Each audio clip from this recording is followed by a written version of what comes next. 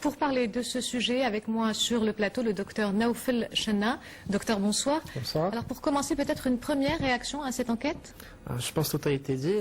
L'automédication, c'est un comportement à risque en médecine.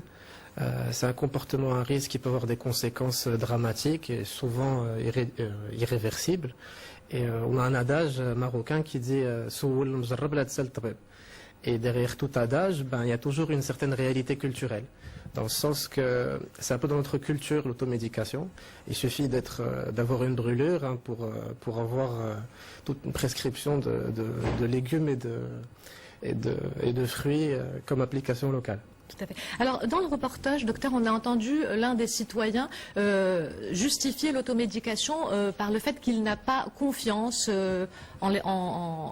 dans le corps médical, on va dire.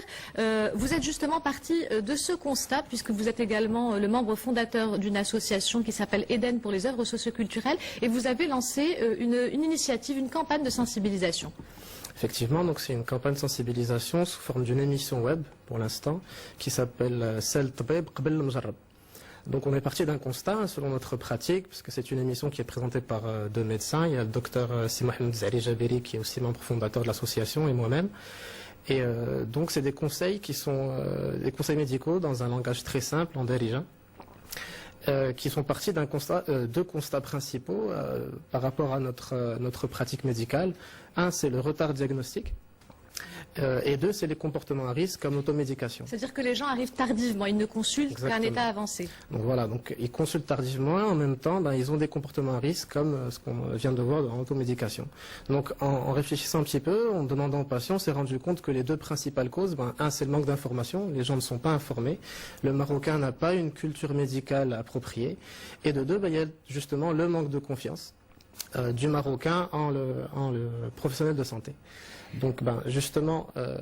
Alors, la campagne que vous avez lancée, on peut la voir sur les différents réseaux sociaux, sur votre association aussi, www.edenmaroc.org. Comment elle s'articule? C'est des petits spots, c'est des messages? Voilà, c'est des petits spots qui durent 2 minutes, c'est des conseils pratiques, c'est une sensibilisation et une vulgarisation médicale qui est en délija, comme je l'ai dit, pour justement... Sur les droits aussi, puisqu'apparemment on a le droit de demander notre dossier médical. Exactement, donc le premier épisode justement s'articulait autour des droits du patient pour que justement le patient marocain connaisse ses droits quand il s'adresse justement à une institution de santé. Et puis tous les autres, c'est des petits conseils pratiques, et d'ailleurs justement un épisode sur l'automédication. On essaie justement de pallier aux deux problèmes dont j'ai parlé tout à l'heure, le manque d'information, donc on apporte l'information de façon simple et rapide et en délija. Et d'un autre côté, on essaie de réconcilier le Marocain avec son médecin. Donc c'est le médecin qui a un peu son rôle citoyen de rapprocher, de mettre fin à ce fossé. Vous avez choisi Internet pour véhiculer ce message, mais Internet n'est pas forcément accessible à tous les Marocains. Est-ce que votre initiative va s'arrêter là, sur le web? Non, bien sûr. En fait, c'est juste le début. Donc on a commencé sur le web, c'est pour faire le buzz, en essayant d'être suffisamment intéressant pour intéresser les chaînes nationales. Très bien. Docteur, alors le sujet qui devrait arriver devrait aussi vous intéresser.